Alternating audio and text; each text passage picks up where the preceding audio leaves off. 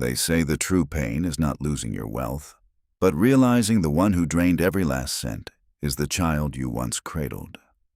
Tyler looked me in the eye with a dutiful smile and took my check. He thought I was a clueless single mother, his perfect prey. But at 45, as a global supply chain executive tracking lost shipments worldwide, how could I let a thief slip away even my own flesh and blood? Hello everyone, and welcome back to the James Revenge Stories channel. Unfortunately, YouTube has recently demonetized our channel, leaving us without the necessary budget to keep operating. If you find today's story compelling, please consider supporting us with just $1 so we can compensate our hardworking team, allowing them to cover their living expenses and continue creating these stories for you. You can easily donate by scanning the PayPal QR code on your screen or by clicking the PayPal link provided in the description or the pinned comment of this video. Thank you so much for your generosity. My name is Samantha Stevens. I am 45 years old and currently serve as the Senior Director at Aero Vanguard Freight Systems, a massive logistics and transport corporation based in Seattle. If there is one thing I know how to do, it is how to track things. My daily life revolves around overseeing complex global supply chains, ensuring that millions of tons of cargo reach their exact destinations. It is a demanding, high-pressure career, but it was the lifeline I needed after my husband passed away entirely too soon. When I lost him, our son Tyler was barely old enough to understand where his father had gone. From that moment on, I poured every ounce of my youth, energy, and love into raising that boy. I worked grueling 80-hour weeks to afford the best schools, the finest tutors, and everything else he needed to succeed. Now, at 24 years old, Tyler was a picture-perfect success story. He had grown into a charismatic, sharply dressed young man who was confidently navigating the fast-paced world of tech startups. He was the CEO of his own financial technology company, and my maternal pride blinded me to the subtle cracks in his polished exterior. The performance truly began on a crisp autumn evening. Tyler had invited me to a highly exclusive Michelin-starred restaurant in downtown Seattle. He said he had someone special for me to meet and an exciting business proposition to share. When I arrived, he introduced me to Chloe. She was his new girlfriend, and she immediately struck me as incredibly beautiful but intensely sharp. She wore an immaculate silk dress and possessed a calculated charm that felt slightly out of place, yet I brushed my reservations aside. I wanted my son to be happy. Over plates of dry-aged steak and vintage wine, Tyler launched into a passionate pitch. He painted a brilliant, revolutionary vision of his new wealth management application. He used all the right buzzwords, speaking of decentralized assets, algorithmic growth, and unbreachable security protocols. He leaned across the table, his eyes shining with ambition, and begged me to invest $50,000 as his initial seed funding. "Mom, this is going to change everything," Tyler said, his voice brimming with conviction. "I am not asking for a handout. I am offering you the chance to be the foundational angel investor in a platform that will redefine personal finance." He then pulled out his own sleek smartphone and demonstrated a beta version of the software. "In fact, I want you to be the very first user on our internal network." "Let me set it up for you," he insisted. Without a second thought, I handed over my phone. I watched with a soft, affectionate smile as my son's fingers flew across the screen. He downloaded a custom application assuring me it was a highly encrypted security vault designed exclusively for top-tier internal investors. He promised it would sync with my banking details to help manage my retirement funds and personal savings with absolute flawless security. "There you go, perfectly secured," Tyler said, handing the phone back to me. "Your financial future is entirely safe with me, Mom." My heart swelled with absolute pride. I reached into my designer purse, pulled out my checkbook, and without a single moment of hesitation, I wrote a check for exactly $50,000. When I handed it to him, Tyler broke into the most radiant, grateful smile. He stood up, wrapped his arms tightly around me in a warm embrace, and whispered his thanks before leaving the restaurant with Chloe, the check tucked safely into his tailored suit jacket. I thought I had just funded my son's brilliant future. But as the weeks turned into months, a very different picture began to emerge. I started noticing alarming trends on their social media accounts. Tyler and Chloe were suddenly living the extravagant lifestyle of Silicon Valley billionaires. My newsfeed was flooded with their flashy updates. Tyler proudly posed next to a brand new Tesla. Chloe flaunted diamond jewelry and a heavy gold Rolex watch. They were constantly checking into ultra-luxury resorts in Aspen and the Maldives, sipping champagne on private yachts. The glaring problem was that Tyler's groundbreaking financial startup had not yet launched a single actual product. There were no press releases, no client acquisitions, no revenue streams. Yet they were burning through cash at an astonishing rate. I tried to convince myself that he was simply networking with high-net-worth individuals playing the part to secure venture capital. I told myself that my brilliant tech-savvy son knew exactly what he was doing. I had no idea that the luxury vacations, the electric sports cars, and the designer watches were all being funded by a meticulously crafted betrayal that was quietly draining my life's work. The first signs of trouble were so trivial, I almost dismissed them as minor technological inconveniences. About 4 weeks after that fateful dinner, my mobile phone began behaving erratically. I would be in the middle of directing a massive freight shipment when my signal would abruptly vanish, displaying a searching status, even in the heart of downtown Seattle. Then came the financial anomalies. Every time I attempted to log into my private banking application to check my balances, the screen would freeze before throwing a generic error message claiming the system was undergoing routine maintenance. As a woman who has spent decades anticipating supply chain disruptions, my intuition is honed to detect when something is fundamentally wrong. A glitch is a glitch, but a pattern is a dangerous problem. After 3 days of persistent errors, an icy knot formed in the pit of my stomach. I canceled my morning meetings at the corporate office, took a personal day, and drove my car straight to the sleek, glass-fronted tower of my private wealth management firm in the financial district. I sat in the plush leather chair across from my dedicated account manager, expecting him to simply call the information technology department and reset my credentials. Instead, he frowned, tapping his keyboard with a look of growing confusion. "Samantha." "I am a bit puzzled," he said, adjusting his glasses. "The system is not showing any maintenance. Your account has been closed. As you requested, your entire investment portfolio, all $450,000, was liquidated and wired to an offshore holding account exactly 7 days ago." The air in the room evaporated.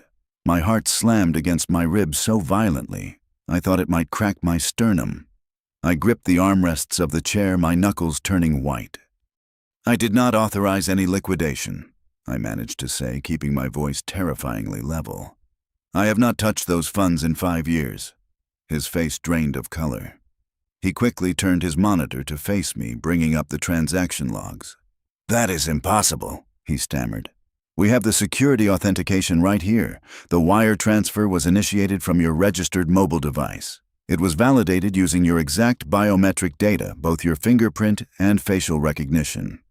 Because of the size of the transfer, our fraud department initiated a mandatory voice verification call. We spoke to you, Samantha. You confirmed the wire. Play the recording," I demanded. My voice sounded distant, as if belonging to someone else. He clicked a file on his screen. The audio hissed, and then a voice filled the quiet office. It was my voice. The exact cadence, the slight Pacific Northwest inflection, the firm authoritative tone I used in boardrooms every single day. The voice on the recording smoothly confirmed my personal identification and gave explicit permission to move $450,000 to a shell company. I sat paralyzed as the horrifying truth locked into place like the final piece of a morbid puzzle. The exclusive investor application. The custom security software Tyler had so eagerly installed on my phone at the restaurant. It was never a financial tool. It was a highly sophisticated piece of spyware. While I carried my phone in my purse, that application had been silently running in the background. It had harvested my passwords, bypassed my authentication, and recorded hours of my daily conversations to feed a deepfake voice cloning algorithm. My own son had weaponized my trust to execute a flawless digital heist. The manager scrambled for his desk phone. I am calling the authorities and the Federal Fraud Division right now. We need to lock this down." "No," I snapped, slamming my hand onto his desk. "Do not call anyone yet. Do not flag the account. If you alert the police, they will panic, destroy the digital trail, and vanish with the money. I need absolute silence on your end.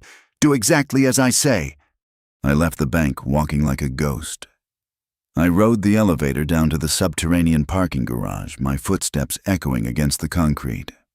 I reached my car, unlocked the door, slid into the driver's seat, and shut the world away. For the first 10 minutes, I did nothing. I just stared blindly at the gray concrete wall in front of me. Then the dam broke.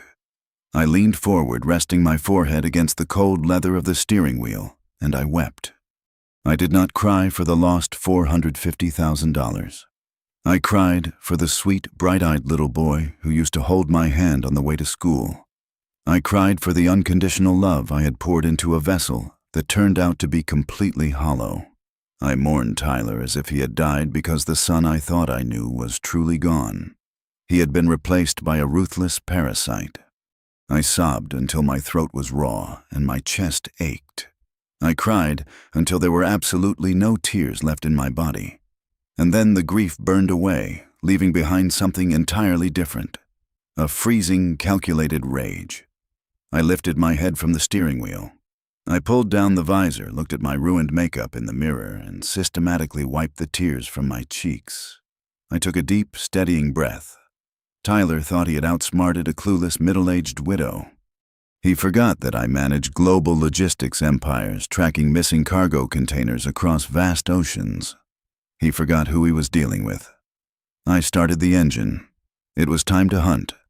I bypassed my usual executive office suite and took the restricted freight elevator deep into the subterranean levels of Aero Vanguard Freight Systems. In the global logistics industry, defending shipping manifests against corporate espionage and state-sponsored hackers is a constant, brutal war. To win that war, my corporation employs a shadow division of digital security experts who operate entirely off the grid. I walked into a freezing, windowless bunker illuminated strictly by the harsh blue glare of server racks, and tossed my compromised phone onto the steel desk of our lead cybersecurity architect, David. I ordered him to isolate the device within a specialized Faraday cage, blocking all incoming and outgoing signals.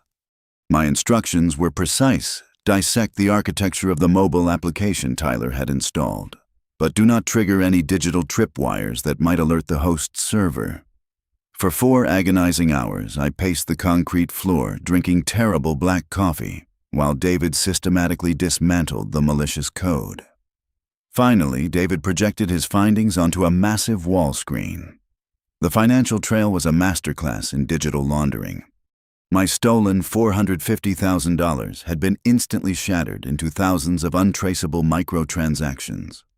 These fragments were then washed through obscure, decentralized cryptocurrency tumblers across multiple jurisdictions before being painstakingly reconstructed.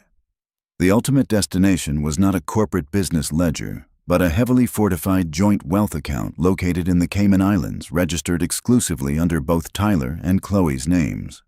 Once the money was located, I instructed David to pivot his focus entirely onto Chloe. I needed to know exactly who had orchestrated this. The pristine, glamorous facade of a high-end fashion designer evaporated under David's relentless search algorithms.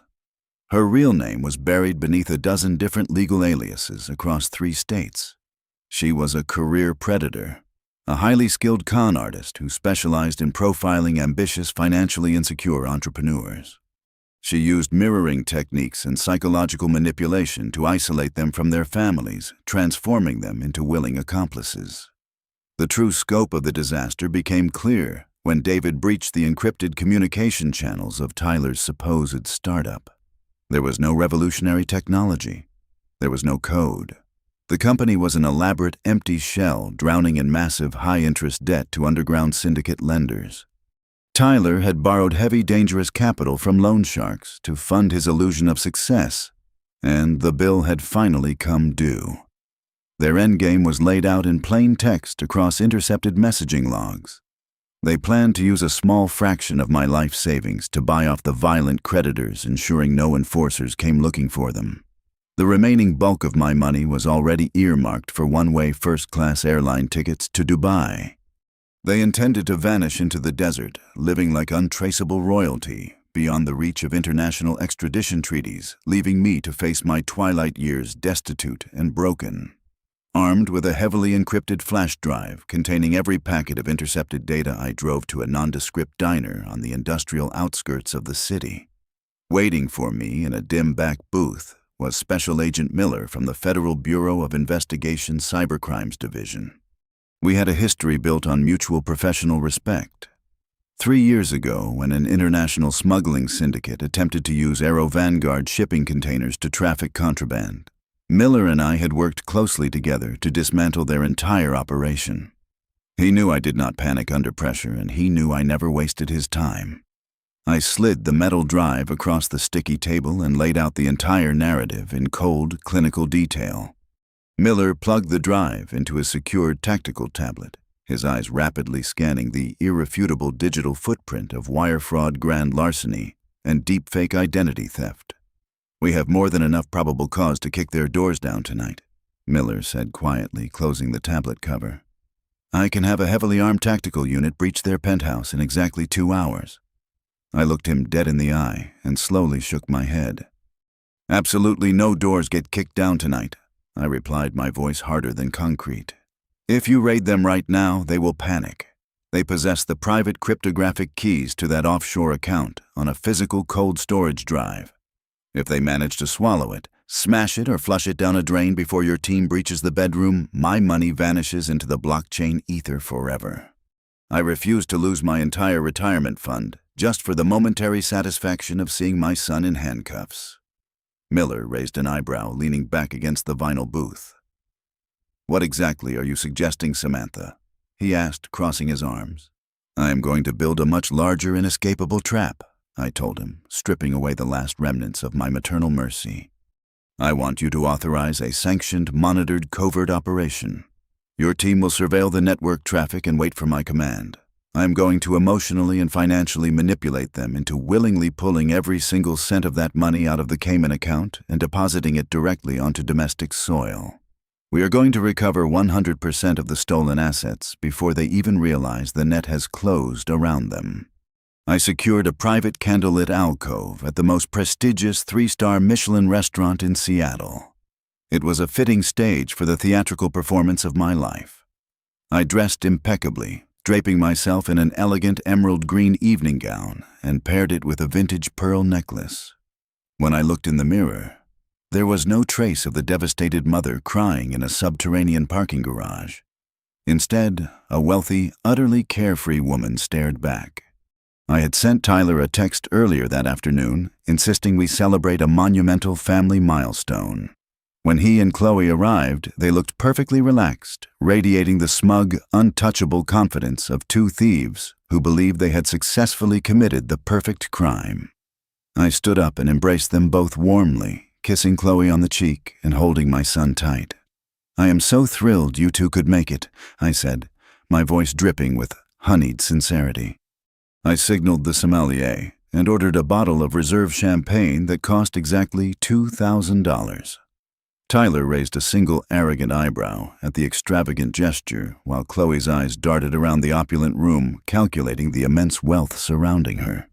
We toasted to family, to success, and to the future.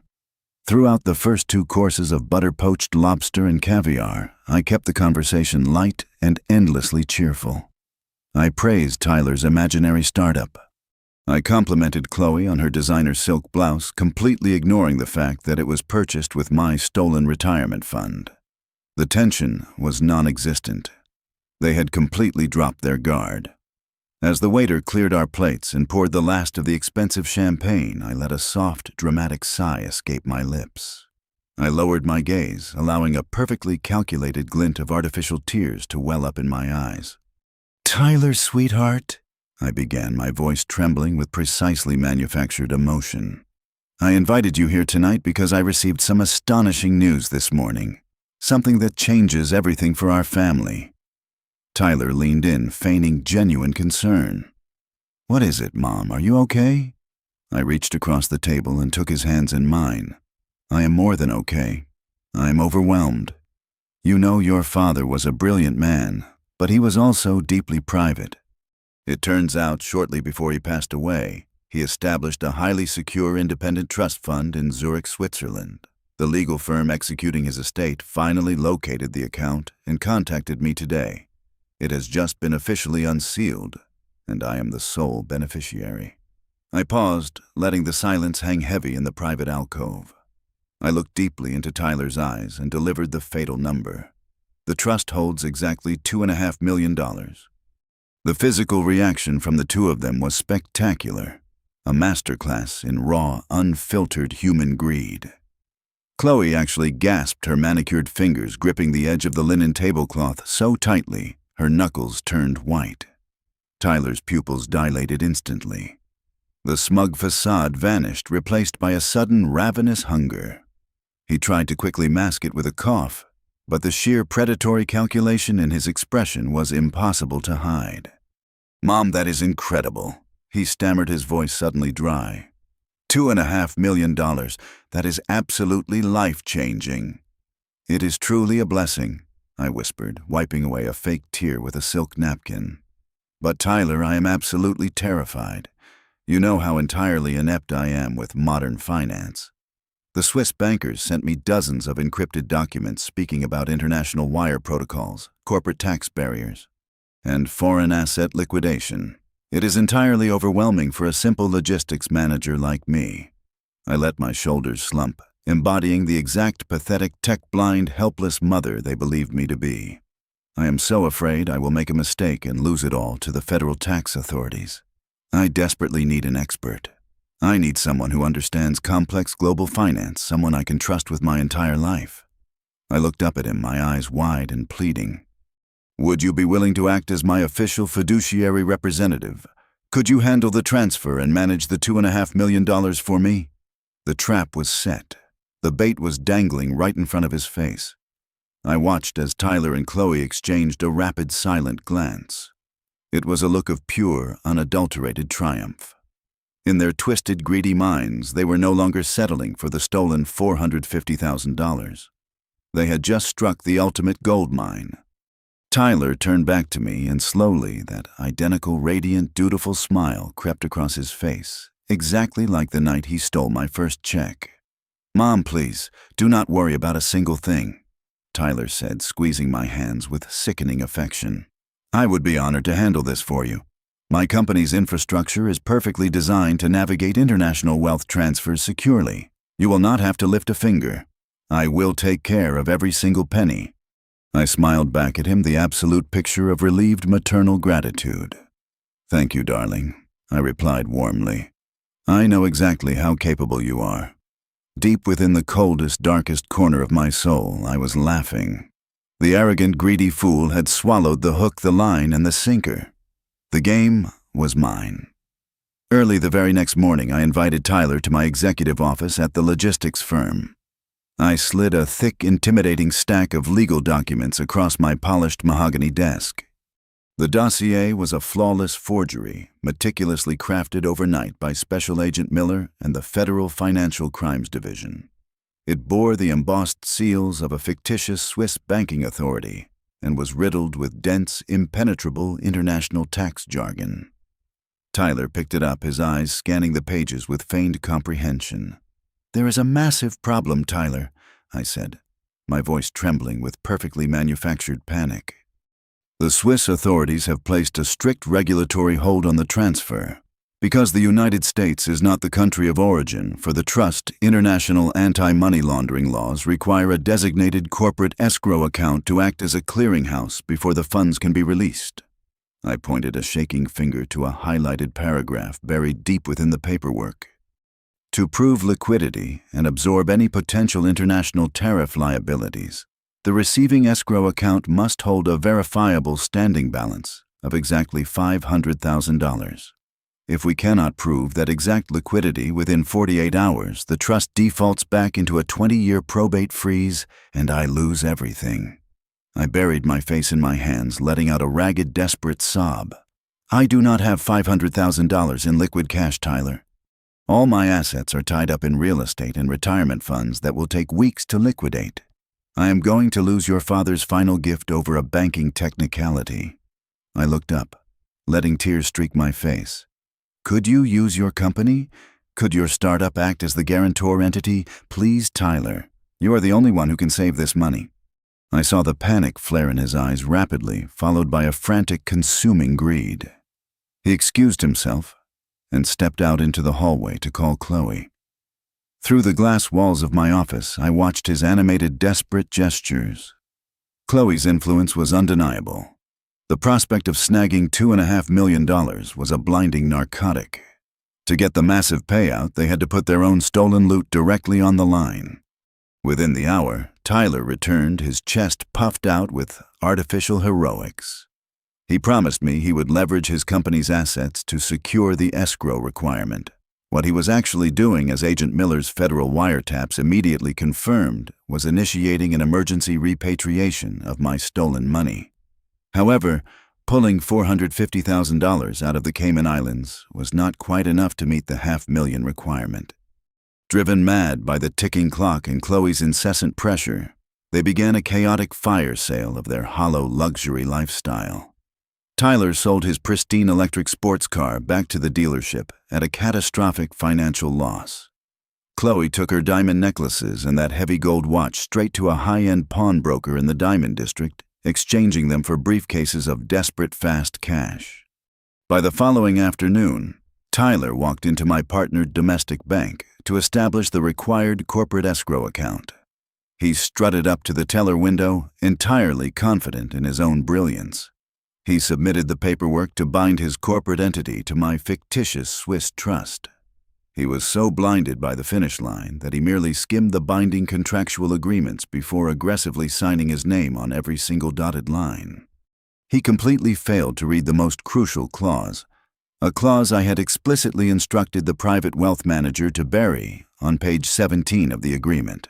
The clause stated that because I was the primary legal beneficiary of the incoming offshore trust, I was irrevocably designated as the master signatory of the receiving escrow account. That single tiny legal distinction meant that while Tyler was legally funding the account, I held absolute unilateral authority to freeze, withdraw, or seize every single penny inside it without requiring his consent or notification. At exactly 3 o'clock in the afternoon, the bank's internal system registered a massive incoming wire. The stolen money from the Caymans combined with the frantic cash deposits from the pawned jewelry and sold vehicles successfully hit the ledger. The corporate escrow account now displayed a perfectly verified balance of exactly $500,000.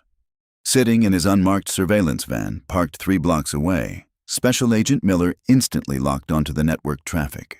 The trap had officially snapped shut. Ignorant of the federal net tightening around their throats, Tyler and Chloe were already celebrating their perceived ultimate victory. We intercepted their web traffic less than 20 minutes later. They were aggressively booking 2 first-class round-trip tickets to Dubai, scheduled to depart the very next evening. In their minds, they only needed to wait for the fictitious $2.5 million to land the following morning. Once it did, they planned to execute one final massive wire transfer, drain the entire account, and vanish into the desert air completely untouchable. They truly believed they had won the absolute jackpot. They had no idea the game was already over. The ambient noise of the Seattle-Tacoma International Airport was entirely muffled behind the thick, soundproof glass doors of the first-class VIP lounge. It was exactly 60 minutes before their scheduled departure for Dubai. I stood outside the lounge watching them through the frosted partition alongside Special Agent Miller and 2 uniformed airport police officers. Tyler and Chloe were sitting on plush leather sofas sipping complimentary champagne. They looked incredibly smug, radiating the relaxed energy of people who believed they had successfully beaten the entire world. Tyler set his crystal glass down and pulled out his phone. It was time. In his mind, the fictitious Swiss transfer had officially cleared. He was logging into the banking application to execute the final sweeping wire transfer, intending to move the entire $3 million into an untraceable, anonymous cryptocurrency wallet. I watched his thumbs move quickly across the screen. I watched the arrogant smirk playing on his lips. And then I watched that smirk completely die. Tyler tapped the screen again. He frowned, his eyebrows pulling together in sudden confusion. He violently swiped his finger down to refresh the page. I knew exactly what he was looking at.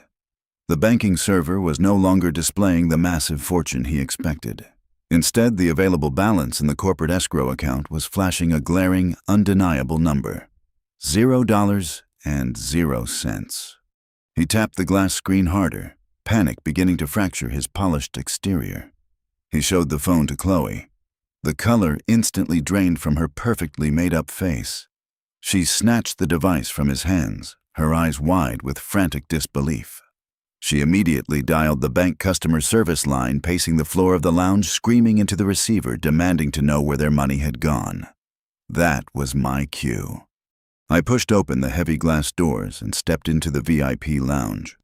The crisp, authoritative sound of my heels clicking against the marble floor cut through Chloe's hysterical shouting. Agent Miller and the uniformed officers followed closely right behind me, forming an impenetrable wall of federal authority. Tyler looked up. For a split second, he tried to force that familiar, dutiful smile onto his face, completely failing to understand the reality of the situation. "Mom, what are you doing here?" "Something is wrong with the bank. The $2.5 million did not arrive, and our escrow money is completely gone." I did not smile. I did not offer a motherly embrace. I walked directly to their seating area and threw a thick, legally binding dossier onto the glass coffee table between us. It landed with a heavy, satisfying thud. "There is no bank error, Tyler," I said, my voice echoing with absolute freezing clarity. "And there is absolutely no Swiss trust fund. There never was." Chloe dropped her phone, her mouth falling open as the horrifying truth began to dawn on her.